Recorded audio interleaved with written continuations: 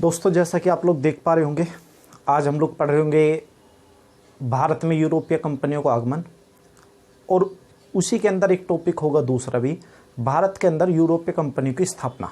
अब ये दोनों बातें अलग अलग कैसे हो सकती हैं? तो बच्चे, दोनों बातें अलग अलग हैं। भारत में आने वाली जो यूरोपीय कंपनी थी, उनके आने का तो क्रम अलग है, और जो भारत में कंपनियों की स्थापना है उनका क्रम एक है। एकमात्र ऐसी कंपनी है या एकमात्र ऐसा देश होगा जो आया बाद में, लेकिन कंपनी की स्थापना पहले कर गया। आपको दो क्रम याद करने होंगे, दोनों क्रम आपसे पूछे भी जाएंगे एग्जाम के अंदर। आपको क्रम याद करना होगा कि भारत में यूरोपीय कंपनियां का जो आगमन है वो कैसे कैसे हुआ है, और भारत में जो यूरोपीय कंपनी है उनकी स्थापना कैसे कैसे हुई है। आपको ये दो क्रम याद करने होंगे, और इन दोनों क्रम के अंदर सब कुछ सिमिलरिटी है। टोटल 5 कंपनी हम लोग पढ़ रहे होंगे।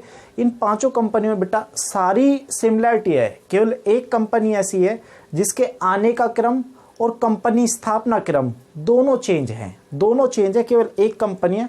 बाकी 4 कंपनी का आगमन भी सेम है और 4 कंपनी की स्थापना भी सेम है। इसी के बाद बच्चे, आज टॉपिक के अंदर जो होगा वो होगा पुर्तगाल के बारे में। पुर्तगाल लोग कैसे कैसे भारत आए, आखिर उन्होंने पहली कंपनी कब स्थापित की, कब उन्होंने पहली कंपनी स्थापित नहीं की बच्चा, उसके बारे में बात कर रहे होंगे। उसके बाद भारत में ऐसी क्या नीति थी, इससे पहले भारत में कौन लोग व्यापार कर रहे थे, कौन लोग व्यापार नहीं कर रहे थे, इनके आने से क्या फेरबदल हुआ, क्या फेरबदल नहीं हुआ, उसके बारे में बात करेंगे।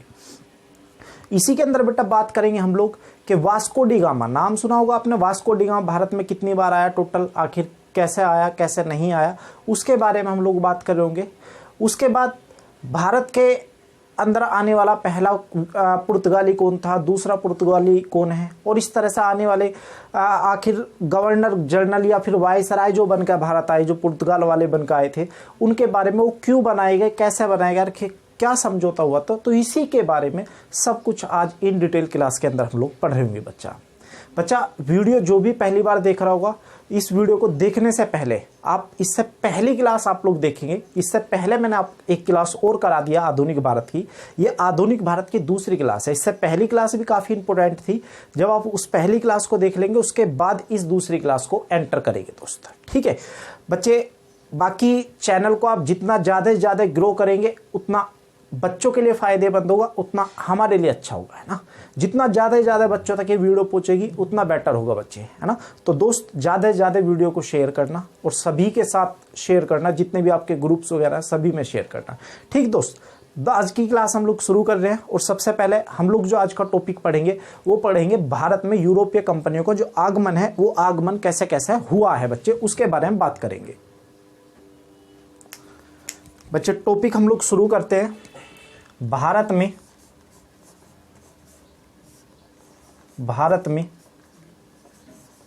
यूरोपीय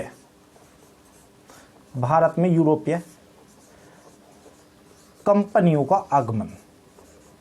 भारत में यूरोपीय कंपनियों का आगमन बहुत बढ़िया बेटा टॉपिक है, दोनों तीनों आज के।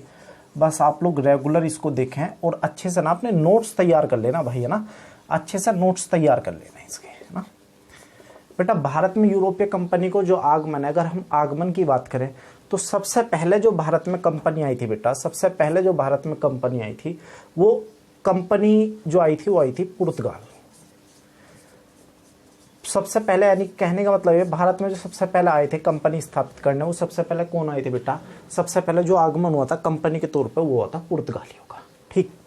इसके बाद दूसरे नंबर पे क्या हुआ था? दूसरे नंबर पे कौन आई? तो बेटा अगर आगमन की बात करेगा तो दूसरे नंबर पे आए थे डच लोग, है ना। अगर आप आगमन की बात करते हैं तो आगमन के तौर पे भारत में दूसरे नंबर पे आए थे डच लोग। उसके बाद बेटा अगर मैं बात करूं तीसरे नंबर पे कौन भारत आया, तो तीसरे नंबर पर भारत आए थे अंग्रेज। तीसरे नंबर पर भारत आए थे अंग्रेज, ठीक बेटा।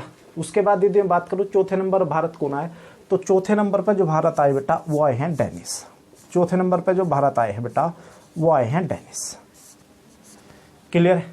पांचवें नंबर पर जो भारत आए बच्चे, पांचवें नंबर पर जो भारत आए थे वो आए थे फ्रांसीसी। पांचवें नंबर पर जो भारत आए थे वो आए थे फ्रांसीसी, वो आए थे कौन जी? फ्रांसीसी। तो बेटा ये तो था इसकी स्थापना का क्रम, ये तो था इसकी स्थापना का क्रम कि सबसे पहले भारत में यूरोपीय कंपनियों का सबसे पहला आगमन किसका, पुर्तगालियों का, उसके बाद डच का, उसके बाद अंग्रेज का, उसके बाद डेनिश का, उसके बाद फ्रांसीसी का। ठीक, अगर आपसे क्वेश्चन पूछा भारत में सबसे पहले आने वाले कौन थे तो आप बताएंगे पुर्तगाली। ठीक, उसके बाद अगर आपसे पूछे भारत में आने वाले अंतिम कौन थे तो आप बताएंगे फ्रांसीसी थे। ठीक, आपसे पूछे अंतिम से आने वाले पहले कौन थे तो आप लोग बताएंगे डेनिश थे। क्लियर होगा ना बच्चे, सभी को क्लियर हो रहा होगा, ऐसी बात नहीं है ना, सभी को क्लियर होगा। ये बात आप ज़्यादा से ज़्यादा जब पढ़ेंगे तो ज़्यादा से ज़्यादा आप तक पहुँच ही जाएगी यार। कई बार वीडियो को देखेंगे, अच्छे से नोट्स बनाएंगे तो अच्छे से आपकी तैयारी हो रही है। ठीक है, अब बच्चे बात करते हैं जो पुर्तगाली लोग थे आखिर ये आए कब थे, है ना, क्योंकि हम लोग पढ़ क्या रहे बच्चे, आगमन पढ़ रहे हैं। तो आगमन जब हम पढ़ रहे हैं तो आगमन में ये तो पता चल रहा है ये आगमन हुआ कब था। तो बेटा पुर्तगाल में मैंने आपको पहली क्लास में पढ़ाया था, पुर्तगाल वालों का आगमन हो गया था कब, 1498 में, जब वास्को डी गामा भारत आ गया था, तब इसका आगमन हुआ था। उसके बाद मैं कहूँ डच लोग कब आए थे, मैंने डच आपको नहीं पढ़ाया अभी तक। डच लोग बेटा आए थे भारत में 1596 में, है ना। पहला जो डच नागरिक था वो सुमात्रा द्वीप पहुंचा था 1596 में। कैसे पहुंचा था, जब डच हम लोग पढ़ेंगे तब इसके बारे में हम लोग बात करेंगे। उसके बाद मैं बात करूं अंग्रेज कब भारत आए, तो अंग्रेज जो भारत आए बेटा वो आए थे 1608 ईस्वी में। अंग्रेज जो भारत आए वो आए कब, 1608 ईस्वी में। क्लियर बच्चे। उसके बाद मैं कहूँ डेनिश कब भारत आए, तो डेनिश आए थे 1616 ईस्वी में। डेनिश आए थे 1616 ईस्वी में। यह आए 1498 ईस्वी में, यह आए 1596 ईस्वी में, यह आए 1608 ईस्वी में, और यह आए 1616 ईस्वी में। उसके बाद यदि मैं बात करूँ फ्रांसीसी भारत कब आए, तो फ्रांसीसी भारत आए थे 1664 ईस्वी में। फ्रांसीसी जो भारत आए थे बच्चे वो आए थे 1664 ईस्वी में। तो आपको ये बातें पता चल गई होंगी, इनका क्रम क्या है, क्रम क्या नहीं है। क्रम वगैरह आप लोग सब जान गए होंगे कि इनका जो क्रम है, जैसे पुर्तगाल 1498 में आए, डच 1596 में आए, अंग्रेज 1608 में आए, और डेनिश 1616 में, फ्रांसीसी 1664 में। अब बेटे बात यह है कि जब ये भारत आए थे तो उस समय भारत में शासन किसका चल रहा था। जब ये भारत आए तो भारत में उस समय शासन किसका था ना। जब भारत ये आए लोग, जैसे पेपर हम आपसे पूछ रहे, जब डच नागरिक भारत आए थे या डच लोग जब भारत आए थे तो भारत आने के बाद या भारत में किसका शासन चल रहा था ना, भारत में किसका शासन चल रहा था या किसका शासन नहीं चल रहा था। अगर इसके बारे में बात करें तो इसके बारे में हम लोग ऐसे कुछ बताएंगे कि जैसे 1498 की बात है, तो यहाँ 1498 में जो शासन रहा होगा, 1498 में जो शासन रहा होगा बेटा वो रहा होगा सिकंदर लोदी का। 1498 में जो शासन रहा वो किसका रहा जी, सिकंदर लोदी का। 1498 में शासन रहा था बेटा किसका, सिकंदर लोदी का। ठीक है, सिकंदर लोदी का शासन 1498 में रहा। उसके बाद मैं बात करूं 1596 में किसका शासन था, तो अगर 1596 की बात बेटा की जाए तो 1596 में जो शासन रहा वो शासन रहा था बेटा अकबर का। 1596 में जो शासन रहा था वो रहा था अकबर का। ठीक, 1505 तक 1605 तक अकबर का शासन चला। ठीक, तो ये बच्चा ये था अकबर का शासन। उसके बाद 1608 यानी कि जब अंग्रेज की स्थापना हुई तब किसका शासन था, तो बेटा तब जो शासन चल रहा था, तब जो भारत में शासन चल रहा था वो चला था बच्चे जहांगीर का। तब जो शासन चला भारत के अंदर तब ये शासन चला किसका बच्चा, जहांगीर का। उसके बाद 1616 में किसका शासन था, तो 1616 में भी किसका शासन था बच्चे, जहांगीर का ही शासन था 1616 में भी। ठीक है बच्चा, उम्मीद है समझ पा रहे होंगे ना। उसके बाद 1664 में किसका शासन था, तो 1664 में जो बच्चे शासन था वो था औरंगजेब का।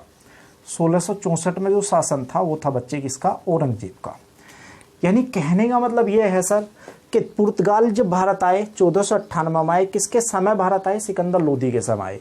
डच भारत आए 1596 में, किसके टाइम पे आए, अकबर के टाइम पे। अंग्रेज जब भारत आए तो 1608 में आए, किसके टाइम पे आए, जहांगीर के टाइम पे।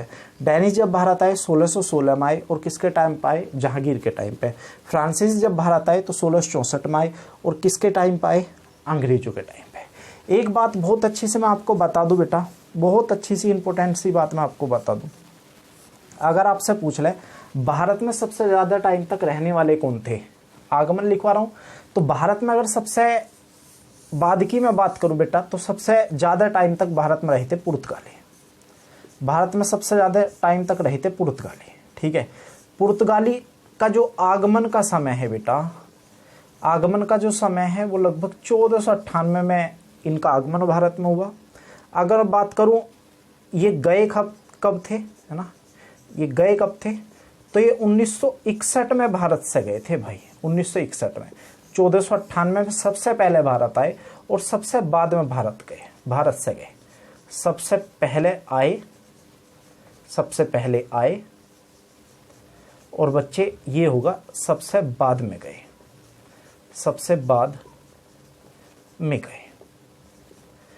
तो बेटा मैंने आपको बहुत सारी बातें बता दी इस छोटी से एक टॉपिक के अंदर, बहुत सारी बातें बता दी। इसके बाद जो हम लोग पढ़ेंगे बच्चे, इसके बाद जो हम लोग पढ़ेंगे वो पढ़ेंगे भारत में यूरोपीय कंपनियों की स्थापना। भारत में यूरोपीय कंपनियों की स्थापना, यूरोपीय कंपनियों की स्थापना। तो बच्चे ये भी बढ़िया है। देखिए दोनों चीज अलग है, यहाँ पे स्थापना है और बच्चे यहाँ पे आगमन है, और यहाँ पे बच्चा क्या लिखवाया मैंने, यहाँ पे लिखवाया स्थापना। कि इनकी स्थापना का क्रम क्या होगा, इनकी स्थापना क्रम नहीं होगा। अगर मैं स्थापना क्रम देखूं तो बेटा सबसे पहले जो स्थापना भारत में यूरोपीय कंपनी की जो स्थापना हुई थी, वो सबसे पहले स्थापना की थी पुर्तगाली वालों ने। उसके बाद दूसरे नंबर पर कौन है बेटा, दूसरे नंबर पर आए थे अंग्रेज, दूसरे नंबर बच्चा आए थे अंग्रेज। तीसरे नंबर पे कौन आए थे, तो तीसरे नंबर बच्चे आए थे डच। चौथे नंबर पे अगर पूछा कौन आए थे, चौथे नंबर पे आए नहीं थे, स्थापना जो की थी वो की थी डेनिस ने। पांचवें नंबर पे जो स्थापना की थी कंपनी के अंदर भारत में, वो की थी फ्रांसीसी। यानी कि जितनी भी देश लिखे हुए ना बेटा, ये सारे के सारे यूरोप के हैं, ये सारे के सारे यूरोप के हैं। सबसे पहले कंपनी स्थापित पुर्तगाली ने की, दूसरे नंबर पर अंग्रेज ने की, तीसरे नंबर पर डच ने की, चौथे नंबर पर डेनिस ने की, और पांचवें नंबर पर फ्रांसीसी ने की। अगर हम इधर से देखें बेटा, इनकी आगमन का देखें तो सबसे पहले पुर्तगाली, उसके बाद डच, अंग्रेज, डेनिस और फ्रांसीसी, ये है। अगर इनके में स्थापना, कंपनी की स्थापना की बात करूं तो पुर्तगाली पहले आए, कंपनी भी पुर्तगाली की पहले स्थापित। डच पहले आए, लेकिन कंपनी जब स्थापना की बात आएगी तो तीसरे नंबर पर आ गए। अंग्रेज तीसरे नंबर पर आए, लेकिन कंपनी स्थापित दूसरे नंबर पर की हुई है। उसके बाद डेनिस चौथे पे आए, कंपनी भी चौथे पे स्थापित। फ्रांसीसी पांचवें पे आए, कंपनी भी पांचवें पे स्थापित। यानी कि एक ही आपको देखने को चेंज आ रहा होगा, जो चेंज होगा क्या जी, अंग्रेज। जो चेंज हो रहा होगा क्या भाई, अंग्रेज। कि अंग्रेज जो है ना, अंग्रेज आए तो डच के बाद थे, अंग्रेज जो है आए तो डच के बाद थे, लेकिन उन्होंने जो कंपनी स्थापित है ना, वो डच से पहले कर दी थी। जो कंपनी थी वो डच से पहले स्थापित कर दी थी भारत के अंदर। अगर आपसे क्वेश्चन पूछ ले वो कौन सी कंपनी है, वो कौन सी कंपनी है जिनका आगमन तो डचों के बाद हुआ, वो कौन सी कंपनी है जिनका आगमन तो डचों के बाद हुआ, लेकिन कंपनी की जो स्थापना थी वो डचों के पहले हुई। ध्यान से सुनो, वो कौन सी कंपनी है जिनका आगमन डचों के बाद हुआ, लेकिन जो कंपनी स्थापना है वो डचों से पहले की गई। तो आपका जो आंसर होगा वो होगा क्या, अंग्रेज। डचों के बाद इनका आगमन है और डच से पहले इनकी कंपनी की स्थापना है। बच्चे अच्छे से समझ पा रहे होंगे आप लोग, जो मैं बता रहा हूं बच्चे अच्छे से आप लोग समझ पा रहे होंगे। बच्चे अगर हम इनका सन देखें, इनके जो कंपनी की स्थापना है, वो कंपनी की स्थापना कैसे कैसे की गई है, तो अगर मैं पुर्तगाल की बात करूं तो बेटा पुर्तगाल में जो पहली यानी कि पुर्तगाल वालों ने जो अपनी पहली कंपनी की स्थापना की थी वो की थी 1503 में। वो की थी कब बेटा, 1503 में। अगर हम अंग्रेज की बात करें, मैं सन नहीं लिखवा रहा भाई, अभी मैं सन नहीं लिखवा रहा, केवल वर्ष लिखवा रहा हूं। अगर मैं अंग्रेजों की बात करूं बेटा तो ये स्थापना हुई थी 1600 ईस्वी में। आपके माइंड में एक ध्यान आ गया होगा नाम, ईस्ट इंडिया कंपनी की जो स्थापना है कब हुई है, 1600 ईस्वी में। ठीक है बच्चे, ये हुई थी कब जी, 1600 ईस्वी में। अगर मैं बात करूं डच वालों ने कब स्थापना की, तो डच वालों ने जो स्थापना की बच्चे वो की थी 1602 ईस्वी में। डच वालों ने जो कंपनी की स्थापना की थी वो की थी 1602 ईस्वी में। उसके बाद डेनिस की बात करूं तो डेनिस वालों ने 1616 ईस्वी में, 1616 ईस्वी में कंपनी की स्थापना की गई है। और अगर मैं बात करूं फ्रांसीसी की, तो फ्रांसीसियों ने 1664 ईस्वी में, 1664 ईस्वी में बच्चे 1664 ईस्वी में फ्रांसीसी कंपनी की स्थापना भारत में की गई है। ये कंपनी की स्थापना कैसे कैसे की गई है, कैसे कैसे नहीं की गई है, इनके बारे में हम लोग इन डिटेल पढ़ेंगे। हर एक को हम लोग एक एक करके इन डिटेल पढ़ेंगे, हर एक को इन डिटेल पढ़ा जाएगा। बच्चे अगर मैं बात करूं पुर्तगाल जब 1503 में भारत में शासन है, जब 1503 में भारत में जो शासन है, जब पुर्तगाल वालों की कंपनी स्थापित भारत में की गई है, तो उस समय भारत में शासन किसका है? तो बेटा यहाँ जो शासन है वो शासन है सिकंदर का, यानी कि सिकंदर लोदी, जिसको आप लोग जानते हैं सिकंदर लोदी। बात करूं 1600 ईस्वी में भारत में किसका शासन चला? तो 1605 तक अकबर का शासन था, यानी कि ये जो स्थापना की गई है बेटा, ये की गई है किसके टाइम पे? अकबर के टाइम पे, अकबर के टाइम पे। अगर 1605 तक भारत में अकबर का शासन था, मुगल शासक था, तो 1602 में भी बेटा 1605 से कम ही पड़ेगा, यानी कि यहाँ भी शासन किसका रहा होगा? अकबर का। इसके बाद 1605 में जाकर अकबर का शासन खत्म। 1616 में अकबर का शासन खत्म होने के बाद जो शासन आएगा वो आएगा किसका बेटा? जहांगीर का। ठीक। और 1664 में किसका शासन होगा? तो 1664 में शासन था बेटा औरंगजेब का। 1664 में जो शासन था वो था बच्चे औरंगजेब का। तो मैं ऐसी उम्मीद कर रहा हूँ बच्चे कि जो मैंने आपको ये पढ़ाया है ये आपको बड़ी अच्छे से समझ में आया होगा। आप लोग इनका आगमन क्रम याद रखेंगे, कौन से वर्ष में कौन सी कंपनी आई, किसके टाइम पे भारत में किसका शासन था, उसके बाद यूरोपीय कंपनी की जो स्थापना, कैसे कैसे इसका स्थापना क्रम है, कौन से वर्ष में इन्होंने अपनी कंपनी स्थापित की। ये कंपनी स्थापित का क्रम लिखा हुआ बेटा। 1503 में पुर्तगाल ने अपनी पहली कंपनी लगाई, 1600 ईस्वी में डच वालों ने लगाई, अंग्रेजों ने लगाई, 1602 में डच ने लगाई, 1616 में डेनिश ने, 1664 में फ्रांसीसी ने लगाई। इस समय भारत में किसके शासन है वो भी आपके सामने लिखे हुए हैं बेटा। ये जितने भी थे ना, ये जितने भी पांचों के पांचों यूरोप जो कंपनी थी, इन्होंने स्थापना कर रखी थी किसकी जी? ईस्ट इंडिया कंपनी की। ईस्ट इंडिया कंपनी की इन्होंने स्थापना की हुई थी।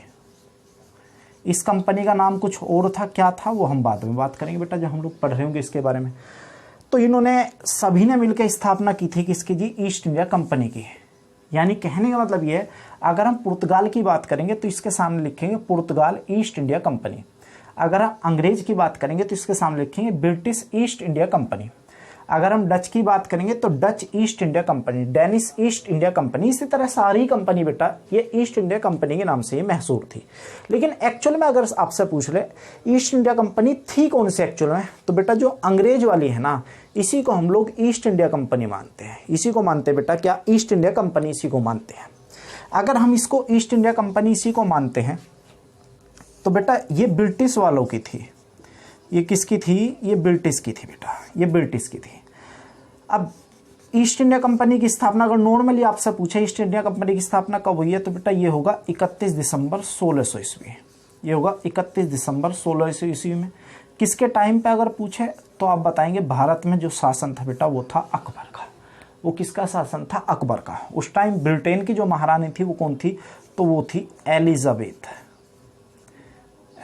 एलिजाबेथ, ये थी एलिजाबेथ ना बेटा, एलिजाबेथ। अगर पूछ ले भारत में संस्थापक कौन है, अगर पूछे भारत में संस्थापक कौन थे, यहां तक आ रहा, संस्थापक अगर भारत में पूछ ले भारत में संस्थापक कौन है, तो बेटे भारत में जो संस्थापक है ईस्ट इंडिया कंपनी के वो है जॉन वाट्स। बहुत इंपॉर्टेंट क्वेश्चन है, भारत में ईस्ट इंडिया कंपनी के संस्थापक कौन है, तो आंसर होगा जॉन वाट्स जो होंगे वो भारत में ईस्ट इंडिया कंपनी के संस्थापक रहे हैं। यानी कि ईस्ट इंडिया कंपनी, नॉर्मली जो ईस्ट इंडिया कंपनी है उसकी स्थापना है, उसका जो नाम दिया था भारत में ईस्ट इंडिया कंपनी का, वो किसने दिया था बेटे? जॉन वाट्स ने उसका नाम दिया था। ठीक है बच्चे, तो ये तो रहा आपका कंपनियों का आगमन और कंपनियों की स्थापना का क्रम। इसके बाद जो बच्चे क्लास शुरू कर रहे हैं हम लोग, क्योंकि सबसे पहले आने वाले पुर्तगाली थे और कंपनी स्थापित भी किसने करी थी? पुर्तगाल वालों ने ही की थी। तो अब हम लोग जो बच्चे पढ़ेंगे वो पढ़ेंगे हम लोग पुर्तगालियों के बारे में। अब जो हम लोग पढ़ेंगे वो पढ़ेंगे बेटा पुर्तगालियों के बारे में। बच्चे इसके बाद हम लोग जो टॉपिक पढ़ रहे हैं वो टॉपिक पढ़ रहे हैं बेटा पुर्तगाल, या फिर बोल सकते हैं आप लोग पुर्तगाली। हाँ बच्चे, बोल सकते हैं क्या जी? पुर्तगाली, है ना। पुर्तगाली के बारे में हम लोग पढ़ रहे होंगे। बच्चे पुर्तगाल वाले आप लोग अगर जानते हो, भारत, मैंने जो पहली वीडियो थी उस पहली वीडियो के अंदर मैंने आपको एक बात बताई थी, एक छोटी सी कहानी आपको बताई थी। छोटी सी कहानी आपको क्या बताई थी? छोटी सी कहानी बच्चे आपको ये बताई थी कि जो भारत में व्यापार था, जो आपका पुर्तगाल वाले थे या यूरोप वाले जो थे, जो वो भारत आ रहे थे, तो भारत आने के लिए दो ही रास्ते थे। एक रास्ता समुद्र से था तो दूसरा रास्ता एक स्थल से था। अब जो समुद्र वाला रास्ता था क्योंकि वो थोड़ी दूरी से था, तो इसलिए जो यूरोप के लोग थे वो नॉर्मली स्थल वाले रास्ते का यूज़ करते थे। लेकिन बीच में ईरान, इराक, तुर्की, है ना, अफगानिस्तान, पाकिस्तान होते हुए भारत आ रहे थे। तो ईरान, इराक, तुर्की वाले के जो अरब लोग थे, यानी कि जो अरब लोग थे, उन लोगों ने क्या किया, क्योंकि वो लोग भी भारत या फिर दक्षिण पश्चिम एशिया से व्यापार करते थे, उन लोगों ने, आप लोग जानते होंगे पहली वीडियो में बता चुका था, उन लोगों ने रास्ते को बंद कर दिया। और कुल मिलाकर जो यूरोपीय लोग थे वो भारत आने के लिए समाप्त करने की बात की गई कि यूरोपीय लोग भारत में नहीं आएंगे। अब बात वही चल रही थी ना भाई कि भारत से व्यापार करना, तो एक नए रास्ते की खोज की जाए। तो एक नए रास्ते की खोज के लिए बार्थोलोमियो डियाज चले थे, वो भारत की खोज नहीं कर पाए थे, वो 1487 में चले थे, वो कर पाए थे किसकी जी, आशांतरिम द्वीप की, केप ऑफ गुड होप की खोज कर पाए थे। उसके बाद 1492 में एक और व्यक्ति चला स्पेन से, वो जाना जिस डायरेक्शन में था उसके अपोजिट चला गया और उसने खोज कर आया था अमेरिका की, यूएसए की वो खोज करके आया था। उसके बाद तीसरा जो व्यक्ति चला था वो ठीक 10 साल बाद चला, यानी कि 1497 में चला पुर्तगाल से, जिसका नाम था वास्को डी गामा। और 17 मई 1498 में भारत के कालीकट, कपक डाबू, उस दिन मैंने आपको बताया था कपक डाबू, यानी कि जो बंदरगाह केरल, कालीकट में जो बंदरगाह पड़ेगा बेटा उसका नाम होगा कपक डाबू, वहां पे गया। और वहां पे जाने के बाद जो वहां के केरल के जो राजा थे जिनका नाम जमोरिन था, उन्होंने उसका स्वागत किया और भारत में व्यापार करने की अनुमति प्रदान की। ठीक बच्चे, यहां तक की कहानी हम लोग पढ़ चुके थे पहली क्लास के अंदर। अब बात करते हैं दूसरी क्लास की। दूसरी क्लास में बच्चे जब ये सारा काम हो गया, भारत में पुर्तगाली लोग आ चुके, जब भारत में बच्चे पुर्तगाली लोग आ चुके, तो अब यार दो ही चीज होती हैं। मान लीजिए मैं कहीं से कुछ सामान लेने लगूं, मैं व्यापारी हूं और मैं कहीं से सामान लेना जाऊं, और मान लीजिए वहां से सामान कोई दूसरा व्यक्ति भी लेना आ जाए और वहां पे सामान हो कम, तो बेटा दिक्कत ये आती है कि मुझे कुछ ना कुछ नफरत सी पैदा हो जाएगी। वही काम यहाँ भारत में भी हुआ। भारत में क्योंकि यूरोप वाले के सारे रास्ते पुर्तगालियों ने बंद कर दिए थे, लेकिन पुर्तगाली लोग भी इतने अच्छे हो गए, या यूरोपीय लोग भी इतने अच्छे थे, इतने समझदार थे कि उन्होंने क्या किया, स्थल मार्ग छोड़कर एक नए मार्ग की, समुद्री मार्ग की खोज कर दी। Cape of good hope route भी उसको बोला जाता है, उसकी खोज कर दी और वो भारत में पहुंच गए। जब वो भारत में बच्चे पहुंच गए तो नॉर्मली बात है, जो अरब व्यापारी थे उन्हें नफरत हो गई उससे कि भारत में आखिर आया क्यों है, ये भारत में नहीं आना चाहिए था। भारत में आने के बाद जो अरब व्यापारी है उनका जो मसालों का जो उत्पादन एक्चुअल है बच्चे, वो उत्पादन कम हो जाएगा। ये सारी बातें वहां पर चल रही थी। अब इसी बीच में क्योंकि वास्को डी गामा तो भारत आ गया था। अब वास्को डी गामा नॉर्मली ऐसा तो है नहीं, कोई भी व्यक्ति ऐसे ही भारत पहुंच जाए, जब सारे ही रास्ते बंद है तो ऐसे ही नॉर्मली नहीं पहुंच सकता। भारत पहुंच, लेकिन ना किसी का प्रतिनिधित्व बनकर पहुंचा होगा, है ना किसी व्यक्ति का प्रतिनिधित्व बनकर पहुंचा होगा।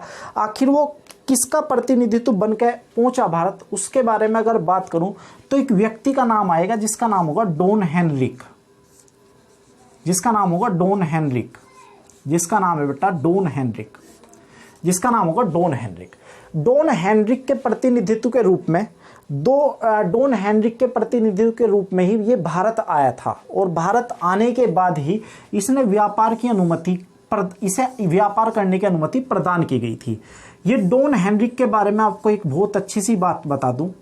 आपने अफ्रीका का नाम सुना होगा, अफ्रीका जो महाद्वीप है बेटा, उसका नाम आपने सभी ने सुना होगा, अफ्रीका महाद्वीप।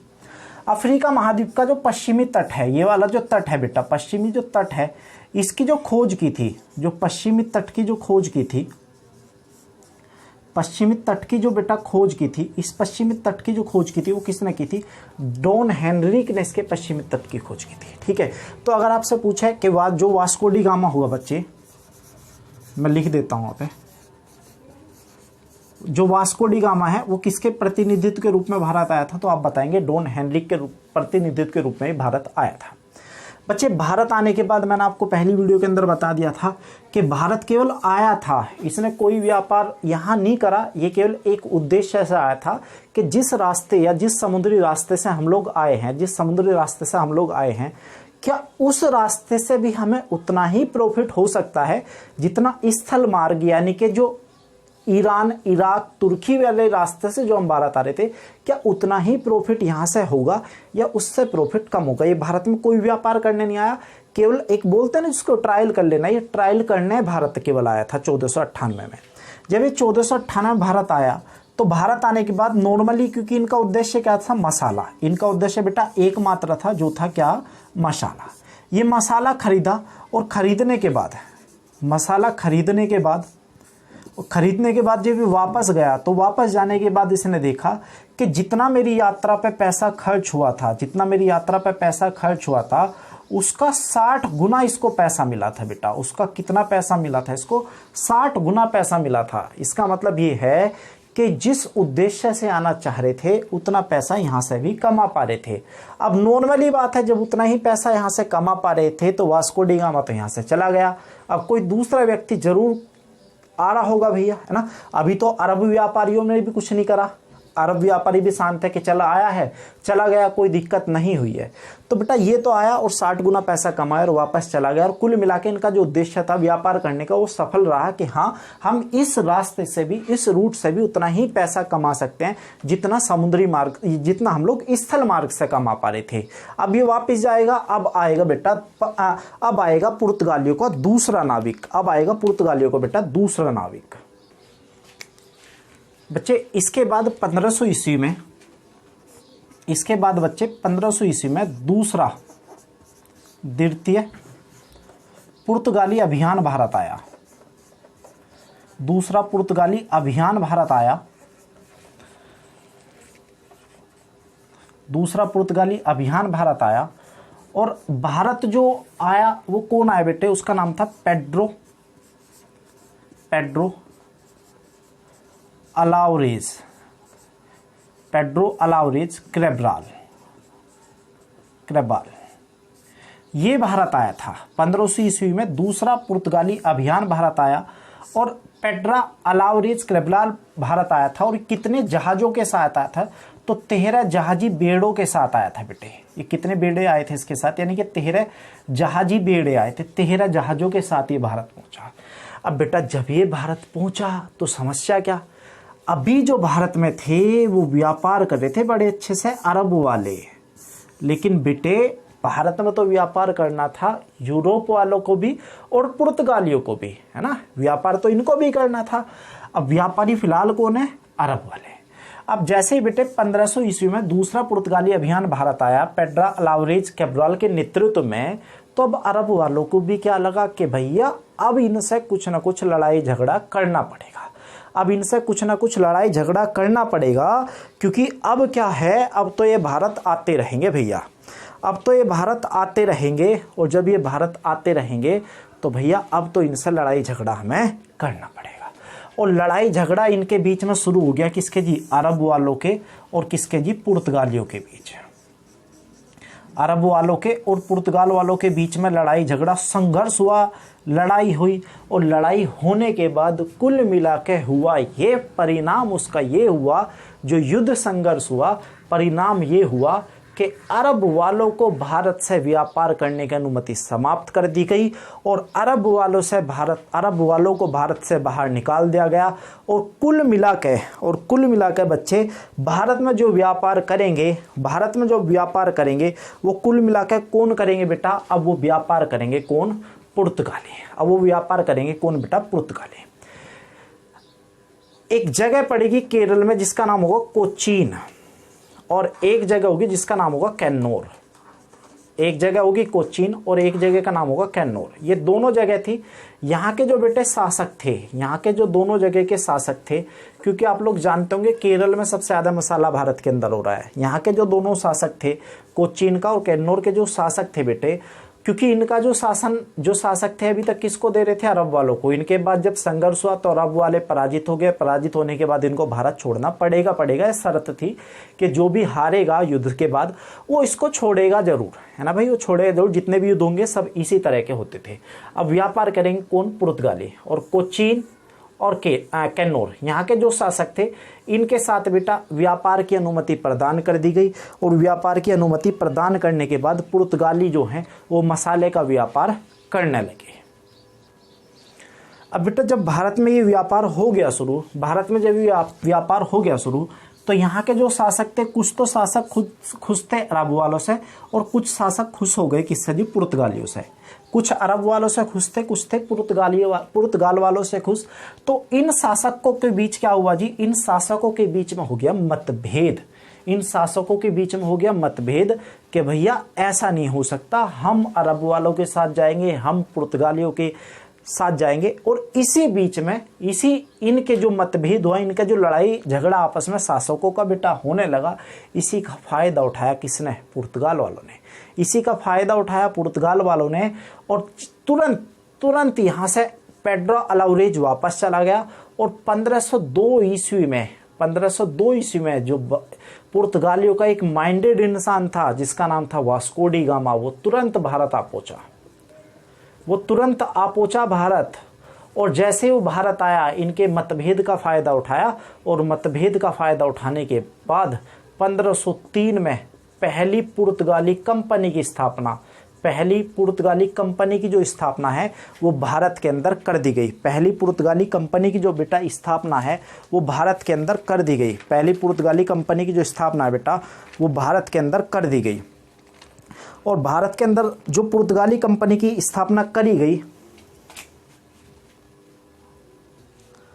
अब भारत में बच्चे जो पहली कंपनी की स्थापना कर दी गई वो कब कर दी गई, 1503 में इसकी पहली स्थापना कर दी गई। और पहली स्थापना कहाँ पे की जा रही होगी, जहाँ पे पुर्तगाल वालियों का व्यापार हुआ होगा, कहाँ पे बेटा, कोचीन या फिर कैन्नोर, इन दोनों में से एक जगह की जा रही होगी। देखिए माइंड से आप लोग चलते रहेंगे ना, अगर माइंड से समझ के आप लोग चलते रहेंगे तो बहुत अच्छे से आपको समझ में आ रहा होगा।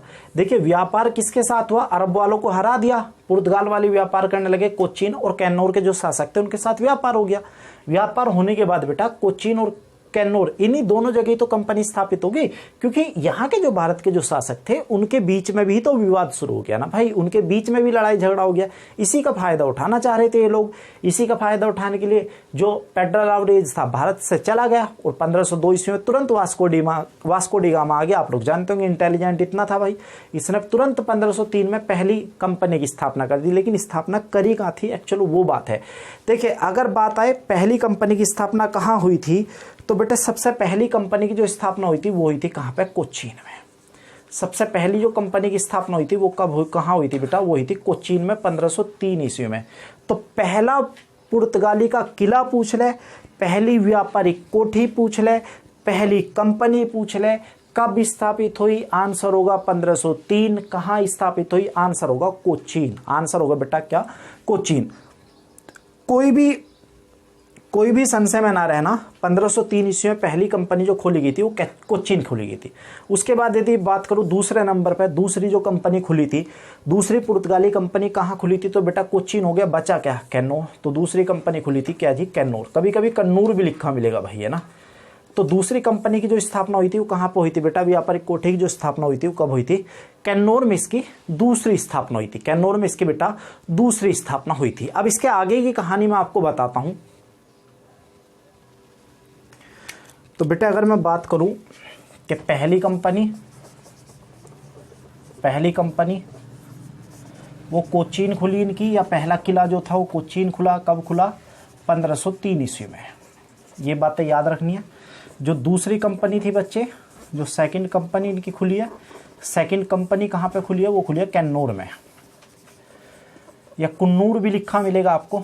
इसका सन शायद नहीं लिखा था, चलिए लिखवा देता हूँ, 1505 में।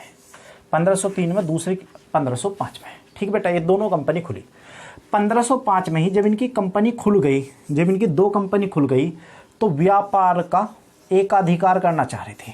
ये व्यापार का क्या करना चाह रहे थे, एकाधिकार। एकाधिकार का मतलब होगा बेटा कि एक ही अधिकार होगा भारत में। भारत में जो व्यापार करेंगे वो एक का ही अधिकार होगा, एक का ही अधिकार होगा। ध्यान से सुनते रहना। जब एकाधिकार हुआ तो बेटा एक तरफ थे पुर्तगाली और एक तरफ थे शासक जो कि भारत के शासक थे। इनके बीच में व्यापार का एकाधिकार हुआ। पुर्तगाल वालों ने बेटा, वालों ने, लड़की पे नहीं लड़कों पे, व्यापार का जो एकाधिकार था सब पुर्तगाल वालों ने इनके सामने कंडीशन रखी कि व्यापार का एकाधिकार के लिए एक आपको शर्त माननी होगी। वो शर्त क्या थी, शर्त ये थी कि जो पुर्तगाली होंगे ना, जो पुर्तगाली होंगे बेटा, जो पुर्तगाली होंगे वो 3 साल के लिए, ध्यान रखना, वो 3 साल के लिए भारत के क्या बनेंगे जी, गवर्नर बनकर भारत में रह करेंगे, भारत में गवर्नर बनकर रहा करेंगे। कितने साल तक के लिए जी, 3 साल तक के लिए भारत के गवर्नर बनकर रहा करेंगे। इस कंडीशन को मान लिया गया, भारत के जो शासक थे इस कंडीशन को मान लिया गया। और मानने के बाद बेटा, मानने के बाद जो पहला गवर्नर थे वो थे फ्रांसीसी डी अल्मेडा, जो पहले, अभी इनका नाम और भी आगे आएगा बेटा क्योंकि इनको तो पढ़ाया जाएगा ना इन डिटेल। पहले जो थे वो कौन से थे जी, फ्रांसीसी डी अल्मेडा, ये भारत के पहले गवर्नर नियुक्त करे गए। इसके बाद जो टॉपिक होगा फ्रांसीसी डी अल्मेडा का ही होगा बच्चे, है ना। तो फ्रांसीसी डी अल्मेडा को नियुक्त कर दिया गया भारत का जो गवर्नर था, इस कंडीशन को मान लिया गया। और भारत के अंदर 3 साल के लिए पुर्तगाली जो गवर्नर है वो बनकर आ जाया करेंगे और एकाधिकार रहेगा और व्यापार भारत के साथ ही इनका चलता रहेगा। ठीक बच्चे, उसके बाद जो ये थे व्यापार वगैरह ये तो सारे हो गए। इसके बाद 5 सितंबर 1924, 5 सितंबर 1924 भारत में वास्को डी गामा तीसरी बार आया। वास्को डी गामा भारत में तीसरी बार आया, तीसरी बार भारत आया। और भारत जो आया था इस समय बनकर आया था क्या जी, वायसराय के रूप में। ये भारत आया था किसके रूप में बनके बेटा, वायसराय के रूप में बनकर ये भारत आया था। पहले, सबसे पहले वास्को डी गामा 3 बार कैसे कैसे आया बेटा, पहले तो 1498 भारत की खोज, 1502 में भारत में कंपनी स्थापित करना है और तीसरी बार वायसराय के रूप में आया कब जी, 1924 में। तो कुल मिलाकर वास्को डी गामा भारत में 3 बार आया है। ठीक है, तीनों सन मैंने आपके सामने लिख दिए। वायसराय के रूप में आया और वायसराय का आने के रूप में 1924 में ही कोचीन के अंदर, 1924 में ही कोचीन के अंदर इसकी मृत्यु हो गई। इसको एक बीमारी फैल गई थी और बीमारी फैलने के बाद कोचीन में इसकी मृत्यु हो गई। मृत्यु होने के बाद कोचीन के अंदर ही इसकी समाधि भी बनाई गई थी बच्चे।